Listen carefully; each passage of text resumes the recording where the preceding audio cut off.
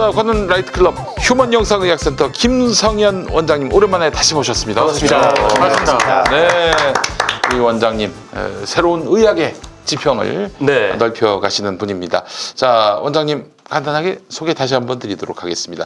삼성 서울병원 영상의학과 전임의로 시작하셔서 분당 서울대병원 교수 지내셨고 서울대 의대 영상의학과 교수를 지내시고 지금 휴먼 영상의학센터 원장으로서 국민 건강을 책임지는 역할을 담당하고 계십니다. 자, 오늘 연말연시 잦은 술자리를 갖게 될 텐데 건강하게 술 마시는 방법에 대해서 말씀해 주시고 건강하게 술 마시는 방법이요? 오늘 나오셨어요. 네, 저는 우리 전문가가 말씀하시기 전에 제가 먼저 결론을 내릴 수 있습니다. 정상근처럼 술 마시면 안 된다.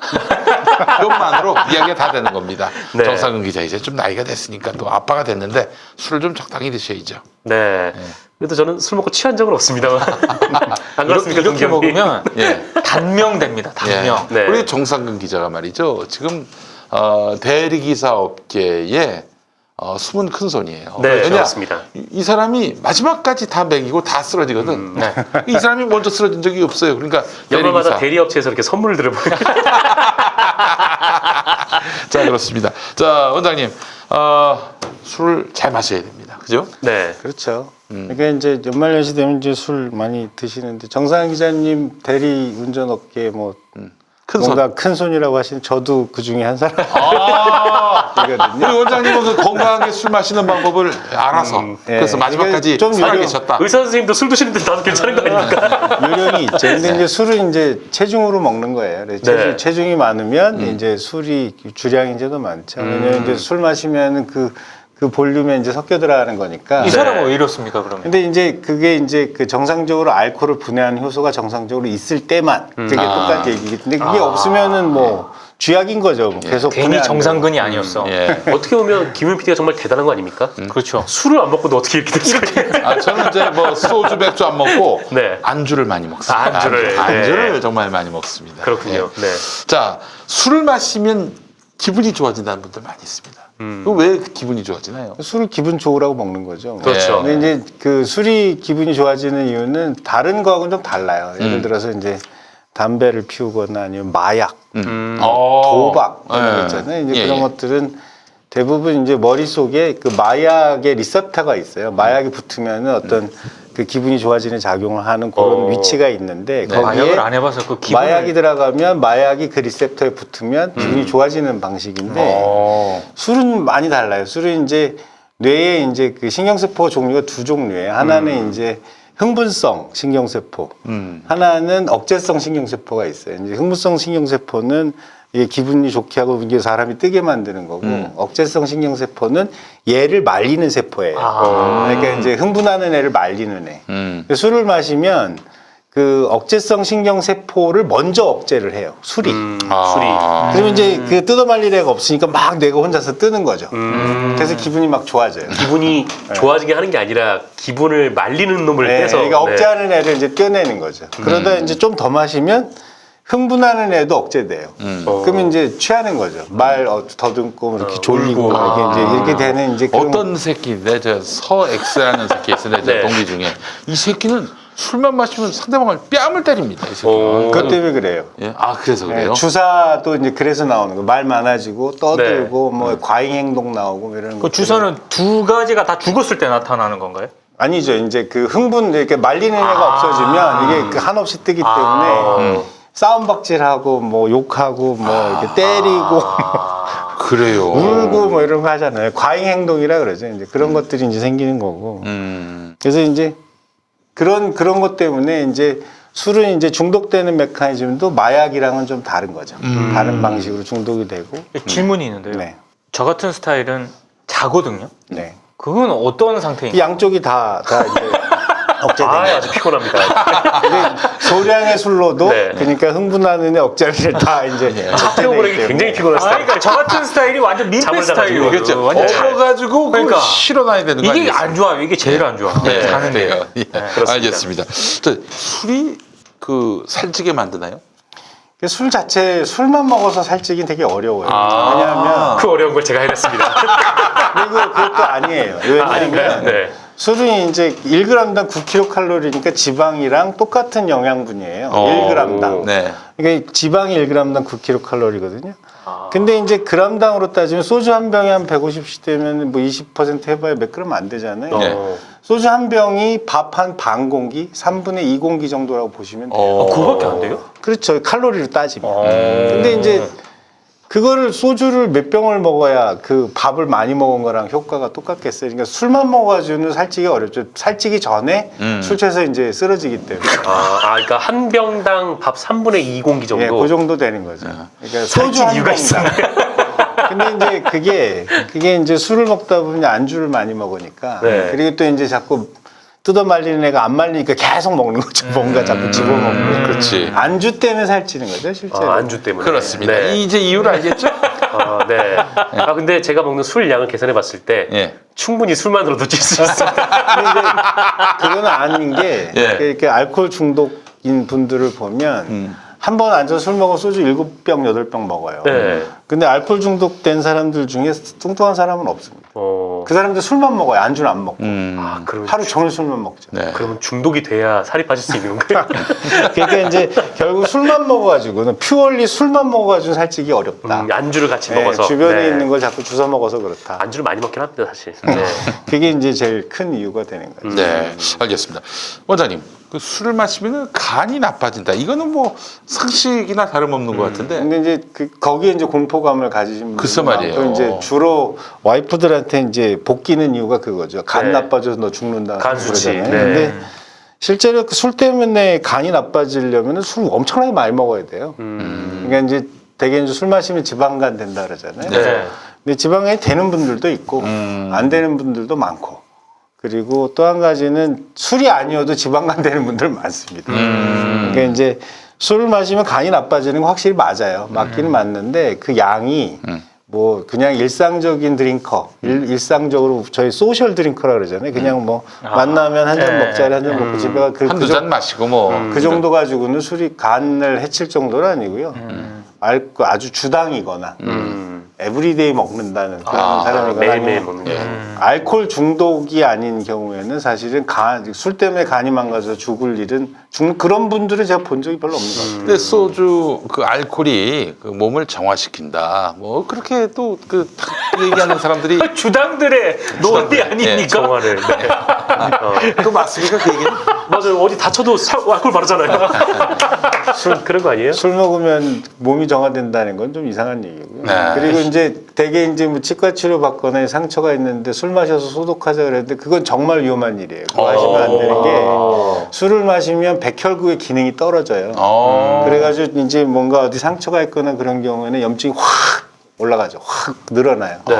그래서 이제 그 염증성 질환이 있는 분들이 술을 마시면 확 나빠집니다. 그러니까 이제 그런 경우에는 술을 안 드시는 게 좋죠. 원장님, 술 이게 마시면 소독 안 됩니다. 그거. 언론계에 약간 이상한 선수들이 가끔 있는데요.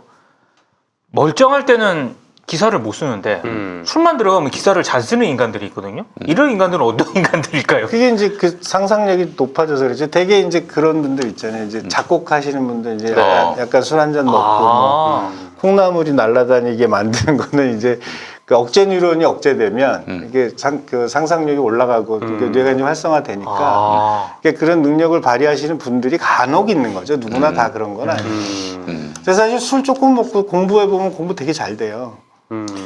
다음날 다 까먹은 거 아니에요? 근데 그날 그렇게 느끼는 거죠. 공부가 잘 됐다고. 근데 그 다음날 기억나는 거 하나도 없어. 그럼 술 먹고 시험을 치는 그 시사평론계에도 네. 그 이제 어떤 분이 이제 학위 논문을 받으려고 했는데 이게 사실은 잘 안 써졌는데 항상 소주의 힘을 빌어서 만드신 분이 있습니다. 지금 뭐 극우 평론가의 그 길을 걷고 계신 분인데 누구라고 얘기는 잘 안 했습니다. 네. 이니셜이라도 좀 가르쳐 줍시다. 이니셜? K? 응? K? 기억입니다. 기억. 기억. 네. 가나다 할 때 기억. 우리가 통상 누구 이니셜 할 때 H라고 하지 않습니까? 그렇죠. 기억씨입니다. 네, 알겠습니다. 자, 원장님. 술을 마시면 소변 보기 힘들다. 제가 한 번도 경험해 본 적이 없었는데. 근데 이건 전립선 비대증 있으신 분 그래요. 그게 이제 전립선이 붓거든요. 네. 술 많이 마시면. 그러면 이제 심한 경우는 요패라 그래서 소변이 한 방울도 안 나오는 경우가 있어요. 아, 술 진짜요? 먹으면요? 네, 응급실에 가야 되는 분들이 있어요. 아니, 술을 먹으면 소변이 엄청 잘 나오죠. 잘 나오죠. 그렇죠. 이제 소변이 많이 나오는 건 이제 술의 그 이뇨작용 때문에 그런 건데 네. 술을 마시면은 먹은 양보다도 소변이 훨씬 더 많이 나오죠. 네. 그게 이제 숙취의 주요한 원인이라서 네. 술을 좀 이렇게 숙취좀과 좀 덜하게 먹으려면 첫 번째로 지켜야 되는 게 주량에 있어서는 술을 먹다가 화장실에 딱 가는 첫 번째가 있잖아요. 네.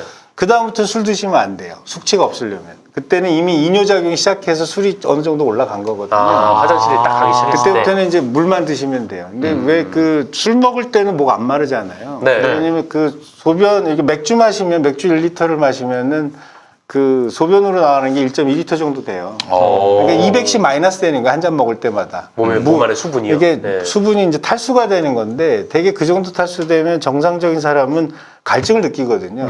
그래 물을 먹죠. 그래 정상화되는 건데 술 먹으면 이제 뇌에 그 갈증 센터라는 데가 있어요. 갈증을 이렇게 찾아내는 센터, 센싱하는 센터. 네. 이제 그 센터가 또 취하기 때문에 갈증을 못 느껴요. 이제 첫 번째 화장실 간 다음부터는 술은 안 먹고 물만 먹는다 그러면 이제 거의 숙취가 없는 음주가 될 거고요. 알겠습니다. 또 한 가지 네네. 방법이 있어요. 술을 네. 골라 먹는 방법이 있습니다. 이게 숙취의 주요한 원인이 아주 유명한 저널에 나온 건데 그 술 속에 섞여 술은 에틸알코올이잖아요. 네. 근데 이제 그 발효를 하는 발효주를 하다 보면 효모가 좀 잘못돼서 메틸알코올이 일부 섞인대요. 그러니까 먹으면 눈 멀게 하는 그 알코올 있잖아요. 아이고, 소독 예. 알코올. 예.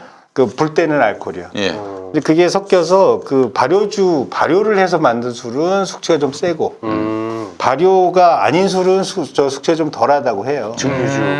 그 증류주도 발효죠. 아, 발효예요? 근데 이제 보드카가 이제 그 화학 합성 알코올이 한 반 정도 섞인 거거든요. 네. 이론적으로 보면 보드카가 제일 숙취가 적고, 그러니까 이제 발효주 중에 대표 주자가 이제 포도주잖아요. 네. 포도주 먹고 취하면 대책 없죠. 그리고 포도주를 증류한 술이 꼬냑이거든요. 네. 꼬냑은 이렇게 향기를 즐기는 술이지 먹고 취하는 술이 아니거든요. 그거 드시고 취하면 되게 숙취가 연태 많습니다. 고량주는 어떤가요? 고량주 같은 거는 그러니까 그게 이제 리스트가 쫙 있거든요. 네. 그게 좀 적은 술에 속해요. 아, 그래요? 소주도. 그다음에 보드카 이런 거는 좀 적은 종류에 속하고 포도주, 막걸리, 뭐 꼬냑, 맥주도 좀 발효주 아닌가요? 맥주도 그렇죠. 네. 그래서 이제 좀 하시려면 술의 종류 잘 선택하시고 적게 드시는 게 제일 좋겠죠. 우리 교수님은 그건 어떤 거 좋아하세요? 저는 맥주 좋아합니다. 맥주. 본인은 안 좋은 거 드시면서. 그것도 취향이니까. 네, 취향이니까. 알겠습니다. 아, 그래. 보드카 먹으라고.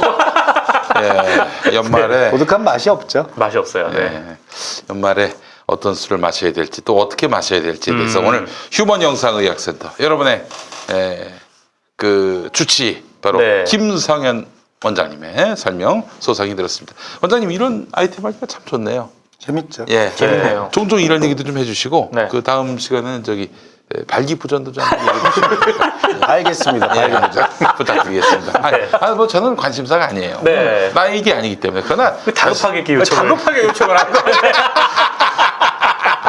네. 예, 알겠습니다. 아, 저 없을 때 하셔도 됩니다, 그러면. 자, 김성현 원장님이었습니다. 휴먼 영상의학센터 여러분 많이 문의해 주시기 바라겠습니다. 1588-7161, 1588-7161입니다. 원장님 감사합니다. 네, 고맙습니다. 고맙습니다. 자, 겨울이 돼야 제대로 맛볼 수 있는 게 뭡니까? 과메기. 과메기죠. 네. 과메기. 과메기는 원래 이제 청어 눈을 꼬챙이로 꿰어 말렸다 이런 의미에서 관목에서 이제 유래됐어요. 아, 그랬군요. 관통하다 할 때 관과 눈목자에서 관목이겠죠. 1960년대 이후에는 청어가 동해안에서 잘 잡히지 않아가지고 꽁치로 대체됐습니다. 그 청어 드셔보셨나? 청어회? 청어에는 먹어봤어요. 네. 워낙에 기름기가 많아가지고 맞아요. 한번 쫙 짜면은 기름이 쫙 묻어요. 아, 그래요? 예. 그래서 좀 좀 먹어봤습니다. 기름 많이 좀 거부하시는 분들이 잘 못 드셔요. 네. 네. 그래서 이제 청어가 잘 안 잡히니까 네. 꽁치로 대체됐는데 꽁치도 역시 근데 꽁치하고 청어는 과가 달라. 그 뭐 새끼 청어가 꽁치인 걸로 아는 분들이 있는데 그렇지 않습니다. 자, 아예 다른 물고기군요. 그렇습니다. 자, 과메기는 포항 구룡포가 전국 최대 산지로 가장 유명하죠. 그렇죠. 하지만 포항에서 판매되는 과메기가 모두 좋다고 말할 수는 없습니다. 저기 이명박 생가 쪽 과메기는 네. 왠지 좀 초록색이 많이 묻어 있어요. 녹조 같은데. 아니, 농담이에요, 농담. 네. 농담입니다. 거기도 맛있어요. 예. 그럼요. 자, 구룡포 과메기 특구 지역 안에 200개가 넘는 덕장이 있는데 대부분 그 해썹 시설을 해썹. 갖추지 못합니다. 아하. 네, 그래요. 게다가 올해는 과메기 공급이 원활하지 못해서 구물이 뭡니까? 작년에 잡은 그렇습니다. 네. 그래요. 자, 구물을 유통하는 곳도 많다고 그러는데 김용민닷컴이 그따식으로 장사하면은 문 닫아야지. 네, 그렇습니다.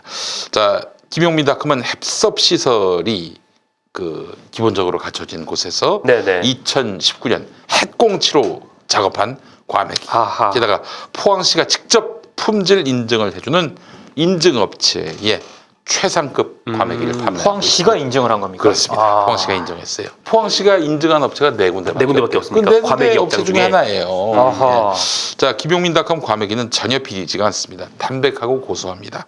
야채 세트의 경우 배송 당일 야채를 공수해서 과메기와 함께 발송하기 때문에 정말 아. 신선합니다. 이야. 네, 과메기 먹기 위해 굳이 외출할 필요가 없어요. 내 집이 포항 구룡포 네. 과메기 전문점입니다. 아 맞아요. 과메기 먹으러 괜히 이상한 데 갔다가 진짜 좀 비린 과메기 먹을 수도 있고. 좀 그렇습니다. 복불복인 경우가 있죠. 네. 또 사람들이 많이 몰려가면은 대충 국물 갖다 놓고 비리면은 원래 과메기 맛이 그래요. 이러면서 막 화를 냅니다. 원래 예. 과메기 맛이 그렇다. 예. 근데 이 해썹 인증을 받아야 돼. 예. 게다가 가격도 저렴합니다. 원래 저렴했지만 김용민닷컴 과메기. 지난 11월 일부 과메기 중에 새우밥을 먹은 과메기의 퀄리티가 기대에 미치지 못했다는 이런 구매 후기가 일부 그래서 있어가지고 아하. 김용민닷컴 고객 사은 차원에서 특가 판매를 단행합니다. 네. 가격과 퀄리티를 비교해 주시기 바라겠습니다. 완전 손질 과메기 5미에 5,900원, 5,900원. 10미에 9,900원, 15미에 13,900원. 야, 이런 가격이 네. 이런 가격이 세상에 과연 있는 것인가? 또 완전 손질 과메기에다가 야채 세트를 세트까지. 넣으면은 네. 5미 세트는 1,900원, 10미는 15,900원, 15미는 19,900원. 2만 원도 야채까지. 안 돼. 2만 원. 네. 착하네 가격. 그렇습니다. 자, 이외에도 김용민닷컴에 오시면 다양한 반손질 과메기 등 다양한 구성을 만나실 수가 있겠습니다. 믿고 먹을 수 있는 제철 과메기 김용민닷컴입니다. 김용민닷컴. 네, 여러분 많이 구매해 주시기 바라겠습니다. 자, 지금부터 또 먹도록 하겠습니다. 이제 이게 봄동이네. 봄동까지 왔어요. 그렇죠. 와, 빛깔 봐봐. 이 아주 죽이지 않습니까? 예? 아이고, 이게 투명해가지고 세종대왕이 보이네. 어? 세종대왕이. 아 위조 과메기는 아니군요. 아니, 위조가 그게 아니야. 네. 자, 지금 한 접시에 지금 2미씩 아 2미씩. 아 그러니까 이게 총 8미라고 보시면 이게 한 2,000원어치도 안 되는 그런 거란 말이죠. 그렇죠. 가격이 와, 진짜 맛있다. 아 좋아요. 네, 이제 해조류를 생으로 잘 못 먹거든요. 근데 유일하게 과메기 먹을 때만 같이 그렇지. 네, 들어가요. 과메기 좋아하시는 분들은 또 이제 고소하면서도 아주 영양 만점 아니겠습니까? 네. 어린이들도 좋아하겠어. 네. 어린이들이 이제 과메기에다 소주 한 잔 딱 갖고 있어. 얼마나 좋아? 아니 진짜 어린애들이. 네. 지금 보시는 분들도 음. 보시면서 소주 생각난다고. 아 소주 맛있죠. 아 별로 비리지 않습니다 이거. 먹을수록 맛있네. 진짜 고소해요. 이거 엄청 쫄깃쫄깃하고요. 10월에는 새우밥 먹은 그 과메기를 저희가 공급했다가 네. 조금 몇 분들이 불만을 표시하셨는데 걱정 마십시오. 12월은 고래밥을 먹였습니다. 아 새우밥이 아니라 네, 고래밥을. 실제로 새우가 안 먹이 오리온 정품으로 먹인 거죠. 네. 근데 이게 진짜 과메기가 완전 건강식 아닌가요? 완전 건강식이죠. 생 김에다가 다시마에다가 뭐 채소에다가 야채는 무슨 야채를 보낸다는 거예요? 배추? 오, 배추를. 이거 위에 있는 것도 다. 다. 다. 그러니까 마늘, 고추, 다시마, 마늘까지. 파, 아이고. 배추, 김 이렇게 있어.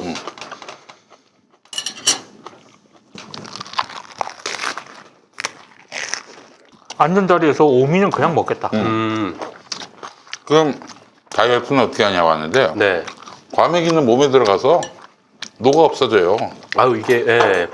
이거 먹어 살찌겠습니까? 아니 그리고 건강식이에요 지금 보시는. 생선은 살이 안 찝니다, 여러분. 오해 많이 하시는데 그렇죠. 생선에다가 뭐 생선을 튀겼다든지 이러면 모르겠지만 예를 들면 뭐 국으로 먹는다든지 이런 것도 살 안 쪄요. 쑥기다시 먹다 살이 찐 거지 뭐. 안 그래? 생선은 살 안 찌죠. 그럼. 우리가 살이 찌지.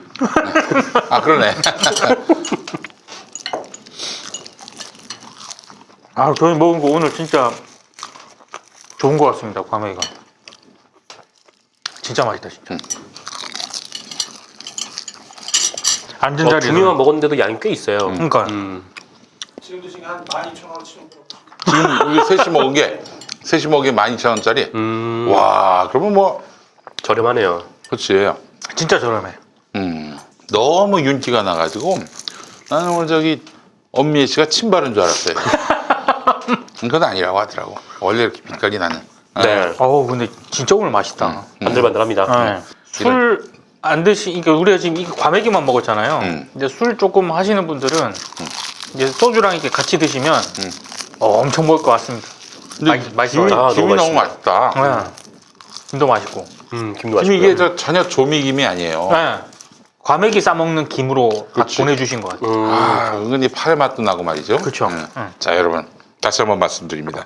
완전 손질 과메기 5미 5,900원, 10미 9,900원, 15미 13,900원. 이건 야채가 빠진 거. 야채가 빠진 게 이렇고요. 야채까지 포함한 완전 손질 과메기 5미 세트는 1,900원, 10미는 15,900원, 15미는 19,900원이 되겠습니다. 여러분. 많은 사랑 부탁드리겠습니다. 아 맛있습니다. 맛있습니다. 맛있습니다. 관훈 라이트 클럽 함께하고 계십니다. 네. 지난 주간에 참 많은 일들이 있었는데 특히 그 검찰 기자단의 성명서 PD 수첩. 네. 보도 이후에 이거 정말 지축을 흔들리는 여론의 비난이 쏟아졌습니다. 네.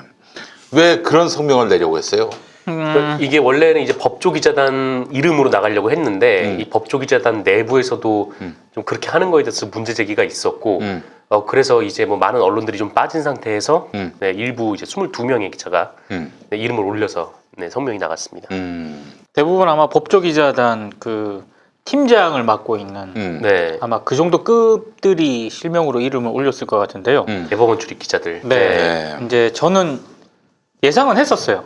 왜냐하면 이미 기자단 문제와 관련해서는 제가 이제 관훈에서도 몇 번 말씀을 드린 것 같은데 제가 입사를 2000년에 했거든요. 2000년 3월에 했는데 제가 입사 수습 기자 때부터 기자단 문제에 있어서는 넘사벽이라고 하죠.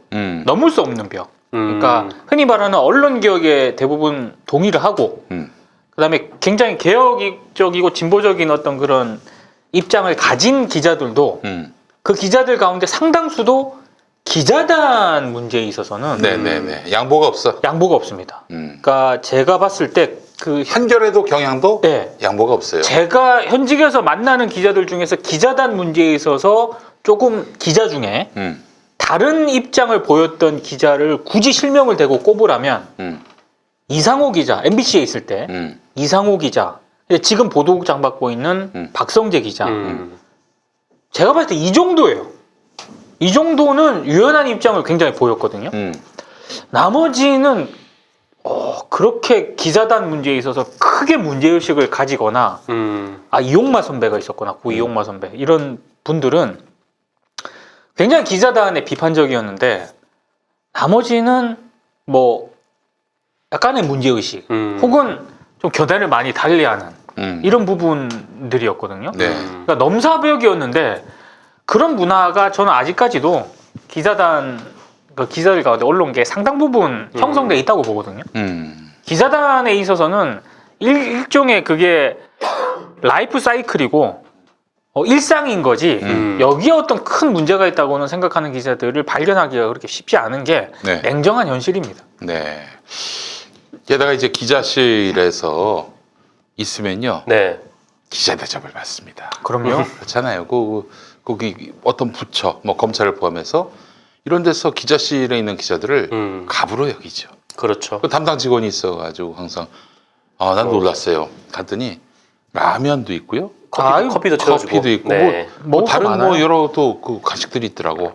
그러니까 기자단실 운영을 위해서 공무원이 배치가 돼요. 네. 네, 그러니까 그래서 내가 그때 네. 되게 좀 우연한 기회에 거기 취재를 하러 갔었는데 어떤 기관에 내가 거기 기자실에 사발면이 있고 네. 그 새우탕면 그리고 김치 사발면 이런 것도 있고 빵도 있었어. 그 소세지 빵이었다 그때. 그래서 내가 그때 내가 장래에 PD가 되겠다라는 마음을 강력하게 가졌는데 안 되겠다. 기자가 돼야겠다. 전직해야겠다. 내가 그렇다면 저 소세지 빵을 마음껏 먹을 수 있다. 막 그런 생각이 들 정도였어요. 얼마나 네. 부럽고 그들이 행복해 보이든지. 거기는 또 따뜻하지 않습니까? 여름엔 또 따뜻하죠. 시원하고. 근데 예를 들어서 뭐 이상호라든지 뭐 주진우라든지 뭐 이런 기자들은 그 출입처가 없어요. 그냥 뭐 시민들이 모이고 결합하는 이런 현장이 이런 현장에 지실이 있다라고 생각하는 제보에 의해서 그 많이 움직이죠. 그렇게 현장에 가면은 네. 뭐 기자로서 막 환대를 해주기도 하지만 험악한 취재를 할 때는 기자는 완전히 이거는 욕 많이 먹죠. 욕도 많이 진짜 많이 먹고 먹어요. 취재를 할 때는. 신변의 위협을 느끼기도 하고 그렇죠. 이건 을 정도가 아니라 갑을병정 점점점점 개가 된다고요. 네. 근데 그렇게 현장을 누벼야 기자 아닙니까? 근데 진짜 이 고재열 선배도 이 PD 수첩에 나와서 얘기를 했듯이 사실 우리나라의 이 중요한 스모킹건들이 좀 나타났을 때가 그게 어디 출입처에서 나온 건 아니거든요. 그렇죠. 항상 이제 뭐 출입처에서 나오더라도 그 출입처에서 배포하는 자료가 아니라 그 출입처 안에 이제 파헤쳐서 나온 것들이지. 네. 그게 이제 뭐 그 지금 이제 있는 것처럼 뭔가 이제 취재 편의를 위해서 뭐 어디 앉아 있고 기자실에 앉아 있거나 혹은 이제 어떤 서비스를 받거나 아니면은 그냥 가서 그쪽의 입장을 뭐 일종의 대변을 해서 언론이 그렇게 해가지고 나오는 보도가 뭐 특종인 경우 자기들은 특종이라 생각했지만 그게 우리나라 사회에 큰 의미가 있는 보도는 아니에요. 저는 그 기자단도 여러 가지가 있지만 특히 이제 검찰 법조 기자단의 그 처져 있는 울타리 있지 않습니까? 그건 단순히 뭐 기자단에 들어가느냐 안 들어가느냐 이 문제가 아니고 일종의 이제 이너서클 한국 사회의 기득권의 끄트머리에라도 들어가느냐 안 들어가느냐 저는 그 경계선에 있다고 보거든요. 왜냐하면 그 기자단에 들어가면은 그 밖에 있는 기자들만 놓고 봤을 때 밖에 있는 기자들과 안에 있는 기자들 사이에서는 엄청난 갭이 존재하거든요. 여러 가지 정보라든가 뭐 검사를 만날 수 있는 거라든가 브리핑이라든가 백브리핑 모두 이런 면에서 그러니까 그만큼 이제 검찰 입장에서는 관리하는 대상으로 들어가는 거고요. 그 울타리 밖에 있는 기자들은 굳이 관리할 필요가 없는 거거든. 왜냐하면 울타리 안에 있는 기자들만 잘 관리를 하더라도 충분히 검찰에 그렇죠. 유리한 여론을 형성할 수 있기 때문에. 그렇지. 예. 근데 그 기자단 내에 있는 기자들은 그런 부분에 대해서 끊임없이 성찰을 해야 되는 건데 그렇게 해왔느냐라는 거죠. 네. 근데 저도 출입처를 가져본 바가 있기 때문에 어디였어요? 저는 이제 미디어오늘에서 뭐 국회. 예전에 이제 미디어오늘 전에는 이제 국회에 있었던 적도 그쵸. 있었고 네. 뭐 그때 고암 빌딩이 출입처라는 얘기 있던데. 전담마크맨 아, 제가 봤을 고기춘 때 실장님. 네. 네. 가장 어려운 출입처 중에 하나예요. 그래. 아무도 안 가려고 하는. 네. 심지어 그 고기춘 실장님을 뚫어내지 못해서 네. 차키를 사무실에 두고 왔는데 지하철을 타고 집에 간 적이 있습니다. 예. 네. 어쨌든 이게 아마 기자들은 그렇게 생각할 거예요. 이건 PD 수첩에서 나왔지만 그게 막 초반에 이런 장면이 나왔단 말이죠. 그래서 막 어디 동기 선배라고 하면 이제 민 그쵸. 기자 뭐 내 이름 좀 빼줘. 이거 좀 어떻게 해줘. 막 근데 이거 출입처를 가지고 있는 기자들한테는 너무나 자연스러운 일이에요. 네. 그러니까 자기들은 그렇게 생각했을 거예요. 아니 이거 뭐 그냥 취재하는 과정에서 늘 있고 자연스러운 일인데 마치 이거를 막 범죄 집단들이 모의하는 것처럼 이렇게 해놨네라고 불만을 가질 수도 있어요. 근데 이게 사실 그 국민들의 입장에서 눈으로 봤을 때 그게 얼마나 이상해 보이냐고요. 그렇죠. 네. 그러니까 이제 그 검찰에 출입할 때는 출입 기자들이 검찰에 뭔가 비위가 있거나 혹은 뭐 어떤 수사에 금도를 잃어버리는 이런 상황이 왔을 때 견제하고 비판하고 그래야 되는데 뭐 어디 견제 비판 기능이 있어요? 그런 거 없어. 그나마 이제 뭐 조금 좀 의식이 있고 지향점이 있는 언론들이 관심을 갖지 나머지들은 다 야합하지 않습니까? 난 가장 기가 막힌 사건이 뭐냐면은 검찰 얘기는 아니지만은 방상훈 씨가 장자연 건으로 이제 조사를 받는데 경찰 네. 조사를 받는데 조선일보 회의실에서 조사를 받습니다. 방문 조사를 받았어. 네. 그런데 게다가 경찰 출입 기자 2명도 그것도 거의 저쪽에서는 네. 캡이라고 하잖아요. 예, 그 시경캡. 시경캡. 그 이제 서울경찰청이 아니라 그 보통 서울경찰청이 있죠. 캡들은. 서울지방경찰청이 시경캡이 있어요. 아 그렇죠. 네. 서울경찰청 캡. 그 말하자면은 이 사람들은 경찰이 잘하나 못하나 감시하는 네. 이런 기자들이야. 네. 근데 지금 자기 사주가 그 여배우에 대해서 성접대를 받았는지 이걸 놓고 지금 조사를 받고 있는데 그 기자들은 왜 들어가? 왜 들어가? 야 우리 압박하는 거죠. 우리 사주를 말이야 이상하게 조사하면 너희들 국물도 없어 이거 아닙니까? 이거 완전히 양아치들도 이런 짓은 안 해요. 조직폭력배 같은 조폭 일을 한 같은 거죠. 짓거리를 하는 거죠. 뭐 경찰 단계에서도 이런데 검찰은 오죽할까? 참 재밌는 게 뭐냐면은 이번에 그 김기현 그 울산시장 네.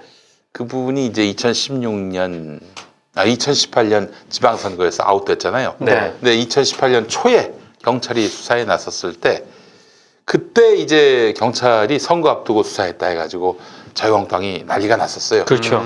그래서 이진복 의원이 그 김기현 시장한테 자유한국당 소속 아닙니까? 네. 이쯤 되면 이거 경찰 고발해야 되는 거 아니냐, 고소해야 되는 거 아니냐. 뭐가 킹계서였는지는 알 수 없지만은 자기는 뭐 그렇게까지 할 수 없다. 뭐 이미 다 지나간 사건인데 어떡하냐. 이러고 이랬다는 거야. 이런 얘기를 했다는 게 이제 한겨레가 보도를 했는데 네. 그때 재밌는 게 뭐냐면은 홍준표의 반응이에요. 검경 이것들이 합동으로 자유한국당 지방선거에 개입했다고. 그러니까 그 당시에 그러니까 김기현도 그렇고 홍준표도 그렇고 당 분위기가 검찰과 경찰이 함께 지금 김기현을 죽이려고 한다라고 인식하고 있었던 거지. 이 검경 갈등에 이런 어떤 계기가 됐다라는 생각을 못한 거고. 지금 보니까 검찰은 자기들 편인 것 같아. 네. 그래가지고 지금 뭐 부정선거였다느니 그 선거는 무효라느니 펄펄 뛰는 거 아닙니까? 그때는 김기현이가 별 문제가 아니다라고 얘기했는데 이제 와가지고 펄펄 뛰는 걸 보면은 네. 물론 이런 면도 있어요. 이제 국회의원 선거 나온다고 하더라고. 울산 국회의원 선거. 네.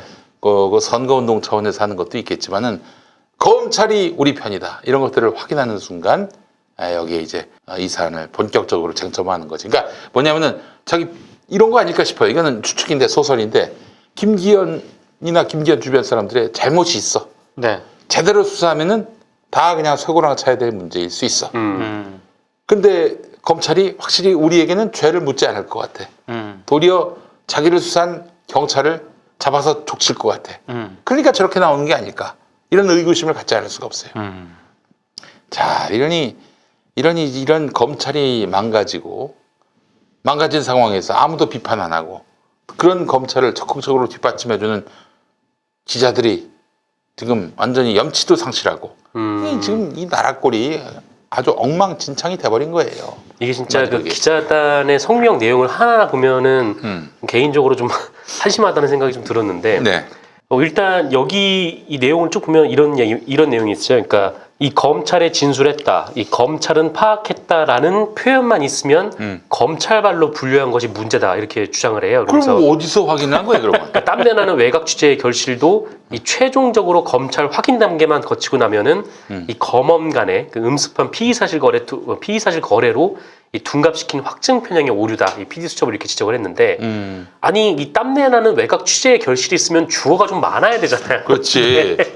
주어가 검찰에 따르면 검찰에 한 것으로 알려졌다 이렇게 주어가 나와버리니까 당연히 검찰발로 생각할 수밖에 없는 거죠. 그럼 대체 어디를 발바닥에 땀을 내고 아니 뛰어다니길래? 외신을 보세요. 외신 같은 경우에 우리 그 검찰발이나 법조 기사처럼 그렇게 주어가 단순화되는 기사 별로 없습니다. 그러니까 이게 주어가 그냥 계속 좀 하나인 경우가 굉장히 많았다고요. 그러니까 네. 뭐 여기저기 취재를 했으면은 뭐 최소한 이런 게 나와야지. 막 그 조국 전 법무부 장관의 뭐 사돈의 팔촌에 따르면 뭐 이런 식으로 네. 또 있고 뭐 하여튼 뭐 정경심 교수의 뭐 누구에 따르면 하여튼 이런 식으로 주어 강정이 많아야 되는데. 아니 더더군다나 검찰 최근 수사와 관련해서는 검찰의 수사에 대해서 비판적인 법조계 인사들도 굉장히 많아요. 그렇지. 그러면 다각도로 입장을 넣어야지 기사에서.